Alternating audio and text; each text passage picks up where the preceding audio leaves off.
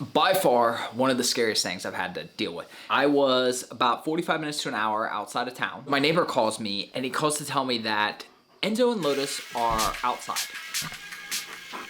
You give me a heart attack. You give me heart attacks. Good morning, YouTube. Welcome back to the channel. Welcome back to the vlog. Storytime vlog edition. Lotus. Enzo. Oh, I see. So now we're not afraid of the rain? Is that how this works? Well, hyped up on the sugar or something? I don't know. Come on, let's get in before we get all wet again.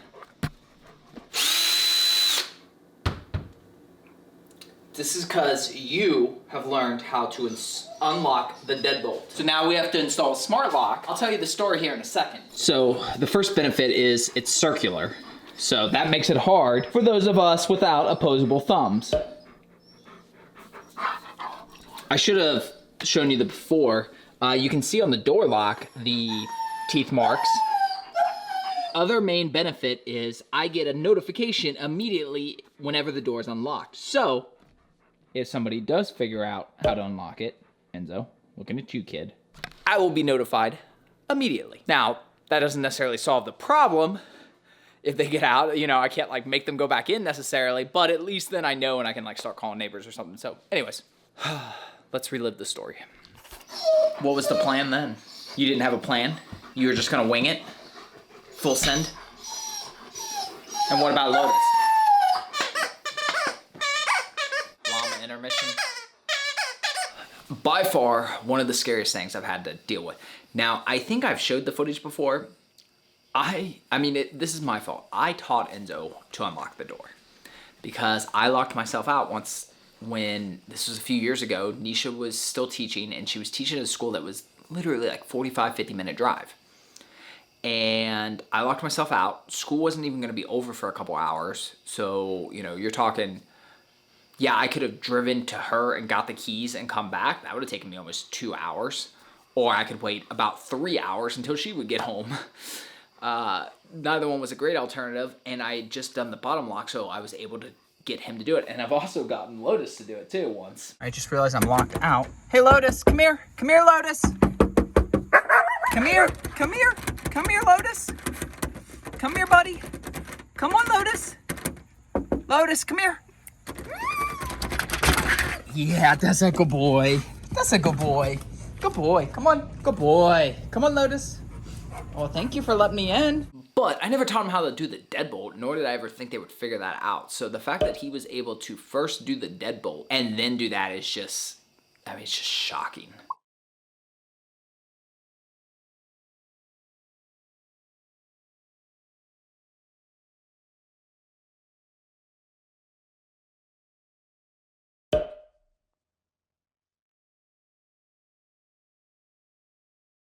I'll be the first to admit that I don't answer my phone when it rings. It's nothing personal. I just usually am in the middle of something and it's like, I'll just call them right back in a minute and then I forget. But when neighbors call, you always try to answer those because you just never know what's going on. I was about 45 minutes to an hour outside of town coming back. Nisha was, I forget where she had gone. She had gone somewhere. I think maybe with some work friends or something.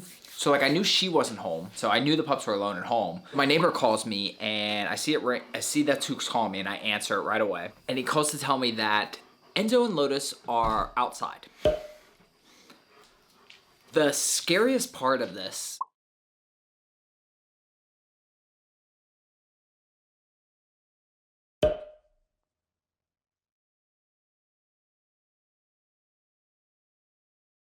there's a few scary parts. The first part is obviously Lotus. Lotus is reactive and Lotus does not get along with other dogs. So, you know, we have the dog next door. We have we're a pretty small street and yet there's several dogs on there and they walk back and forth.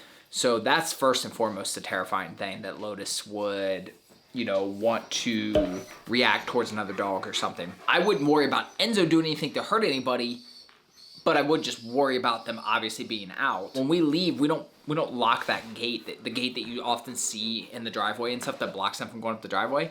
I don't obviously put that up so that way I can just back down the driveway. So they were free to go. It is just the most unbelievably lucky thing ever that our neighbors were home. This happened first week that school started, which I guess was, you know, a few weeks ago. They go out of town every single weekend during the summer. Like from like the end of May or June, or like start of June to the end of August. Other than maybe just like some random one time, like, I mean, it's pretty much guaranteed they are out of town every single weekend. So the fact that this happened and they were in town is just the most amazing thing ever, first of all. Llama break. Now I actually have Lotus being good and quiet, and you want to do the ruckus. As many of you know, obviously, as many of you know, obviously from watching this video and seeing the footage, hey, squeaky squeak, we have...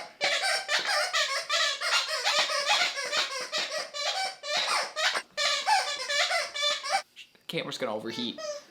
So we have cameras, and we check on them periodically, but obviously I'm driving down the highway, she was going out to, I think, dinner or something. You know, it's not like we're sitting there monitoring these things the entire time we're gone. So the only way we would have known this, had my neighbor not called, is if one of us would just, you know, check the cameras. And likely I wasn't going to do it because I was driving. My sisters had dropped their cars off. We'd like met up.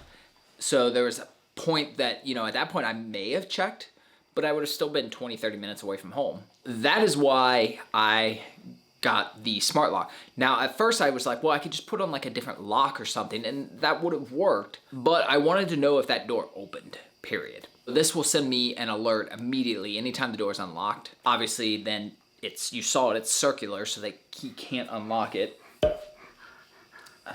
But yeah, I mean, I cannot believe that those neighbors were actually home. So I'm just eternally grateful for that. He was able to get them right back in. And then of course, like, he like gets them in. He's like, okay, they're in. It's good. I locked the door, because you can lock the bottom lock and shut it.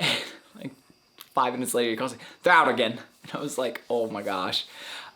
So he locked them up again, and he put the gate up, and he's like, I explained to him like, hey, by this point, I'm, 35, 45 minutes away. He's like, we're outside anyway, so I'll just keep an eye on it. It's not a big deal. So yeah, that's the story time. Super scary. Very, very scary. And, most people on our street probably know that there are dogs, but like when they're in the house, I don't have they're microchipped, but I don't have collars on them or anything. So like if they got out and they were running, like I have no ID on them. And then, like I said, Lotus is reactive. So what if somebody came with their dog down the street? Like, who knows what could have happened? Like, that's just really scary to think about. What if the mailman had showed up? Oh my gosh, like there's just so many scenarios where that would just be terrifying. So yeah, John, if you're watching, I'm very grateful that you were there. And yeah, that'll do it for this story time. Appreciate you guys as always. Subscribe for more German Shepherd content, and we'll see you on the next one. Later, all.